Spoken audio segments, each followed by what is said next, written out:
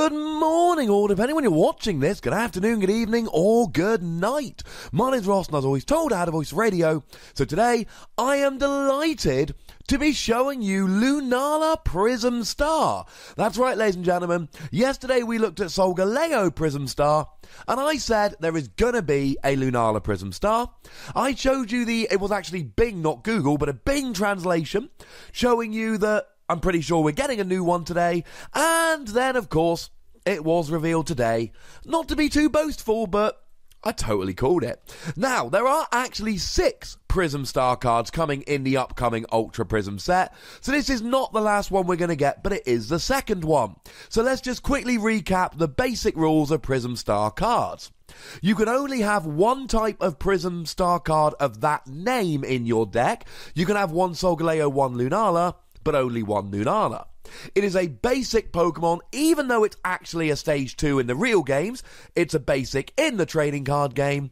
It only gives up one prize, and when knocked out, it goes to the lost zone, so it cannot be recovered. So like I said with Solgaleo yesterday, this had better be gosh darned good. And the great news is, it is gosh darned good. It is a Psychic Pokemon with 160 HP, which matches Solgaleo Prism Star that we looked at yesterday. It's very high for a single prize basic Pokemon. It has a weakness to darkness, which we would expect, being that it is a ghost type, not a psychic or a poison in the game. This is alright. Darkrai's not getting much traction at the moment, so it's a really good weakness to have. And it has a resistance to fighting, which is really nice with all the hype that Buzzwole is getting. Retreat cost of 3 is high, but you get to use Heavy Ball, so I can live with that. And that gives us really good intangibles, but of course, it's really all about the attacks that we're really worried. And if we look at Solgaleo and Lunala Prism Star side by side, you can see that they are in fact the same attack. It's exactly the same. I don't read Japanese, but I can look at 2 cards side by side and go, you know what? Other than the metal and psychic energy symbol, it is the same attack. Which is to say that you get to, for every Pokemon that your opponent has in play, attach a psychic energy from your discard pile to your Pokemon in any way that you like. Which means if your opponent has a full bench of 5, they have 6 Pokemon in play, and you get to attach 6 psychic energy anywhere you like for a single energy on a single prize Pokemon. Now this is amazing just because of how easy it is to get this going. You can just drop it as a basic Pokemon at any stage, attach a single energy, and you're off. You're ready to go right there and then. It's a little bit ridiculously good. It is crazy good. It's like Turtonator GX's GX attack, except instead of a blanket 5, you could potentially have up to 6. And this is really, really good because we like Lunala. We like the old GX, we like the new GX, but they're too gosh darned expensive. And if we look at the old Lunala GX, the one that came around in Pokemon Sun and Moon base set, it's crying out for this kind of energy acceleration. For a start, it's got the ability Psychic Transfer that allows you to just move psychic energy around as much as you like. And that means that when you get your 4, 5, 6 energy from Lunala Prism Star, you can then move them all around wherever you like, which means you can essentially put one on each of your Pokemon, so that if any one gets KO'd, it's not a big deal, and then you can move it around as and when you want.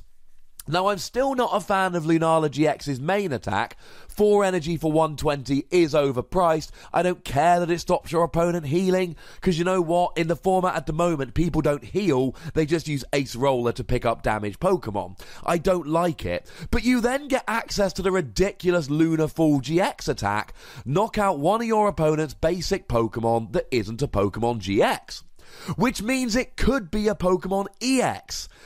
And that, ladies and gentlemen, is incredibly good. Just a KO on an EX for 2 prizes at any point during the game. But that still doesn't give us a regular everyday attacker to use. Might I introduce you to the new Lunala GX? This is coming out at the same time as the Solgaleo GX is coming in Japan. 2 colourless energy, 50 damage is not good. But Psychic, double colourless, 200 damage, discard 2 Psychic from this Pokemon. Now this is incredibly good. You pop a double colourless on Lunala. You then accelerate 4 to 6 energy using Lunala Prism Star, and then you can use the Sun and Moon GX, move 2 energy over, do 200, 230 with a choice band. You discard them, which is actually really good because then you're less vulnerable to a Gardevoir that of course does more damage depending on how much energy is on you. Next turn you move 2 psychic energy over, do 200, etc. It means that you can attach a double colourless, move 2 energy over with the Sun and Moon Lunala, and then be hitting for 200 every turn. And it actually has a really good GX attack as well, 3 psychic and a colourless, 250 damage. With a choice band, you're even KOing something like a Metagross GX. The attacks on both of these Lunala are still a bit too expensive for my liking. But let's not forget, ladies and gentlemen, that Lunala Prism Star is a basic Pokemon, which means you can use Max Elixir and then use the Sun and Moon Lunala to move the energy where it needs to be, and then in the mid to late game you can chuck down your Lunala Prism Star or just move it into the active, and then you can use the attack to get the energy on. For any psychic deck, this is absolutely ridiculous energy acceleration. And while we're here, let's have a very quick look at the non-GX Lunala that came around in Guardians Rising. The attacks aren't bad like the other Lunala, it's just a little bit expensive. For 3 psychic energy, you do 130 and move all the energy wherever you like. Now again, this is good because it avoids having lots of energy on for Gardevoir, but using the Sun and Moon Lunala, you can then of course move the energy wherever you want it. Scattershot, 40 damage times the number of psychic energy attached to this Pokemon, could be really good in the late game. Just as a kind of final attack, putting 7, 8 energy on there. 8 might be a little bit excessive, because 7 would do 280. Let's go for that. And then getting a big KO to finish the game. I don't think this would be your main attacker, but it would be something to consider. And do remember that Lunala, Lunala GX, and Lunala Prism Star are all different names of Pokemon. The one thing I will say, however, is that the big psychic deck we have at the moment is Garbodor with Espeon. And you're really talking kind of single energy and then maybe adding a double colourless. So Lunala Prism Star's not going to help you too much in that deck. But for any psychic deck that wants it, and I've talked about psychic energy acceleration being needed for a long time, since we had something like Toxapex GX and Lunala GX, both of which looked like they might have a bit of potential, but were just way too expensive. I mean, Toxapex GX I'm still not a huge fan of, but 3 psychic energy, poison, and they take 10 damage counters between turns. 150 damage and prevent all effective attacks including damage the following turn. Using something like Lunala Prism Star to get the energy on now makes it look like this could be a legitimately viable Pokemon. I'm still not a huge fan, but it could be. And then of course you've got the attack of Lunala Prism Star. Now I got the image from Pokemon's official Japanese Twitter. The second attack was translated by the lovely Rappelman TCG. And it does 20 damage for each energy in play attached to any Pokemon, yours and your opponent's. That, ladies and gentlemen, is incredibly good. It's kind of like Darkrai's attack, and it's kind of like Raichu's attack, except it's each energy in play, not basic energy, so something like a double colourless energy or a counter energy, as long as the player who attaches it is behind on prizes at the time, would count double. And I'm hoping you can see quite how quickly this will add up.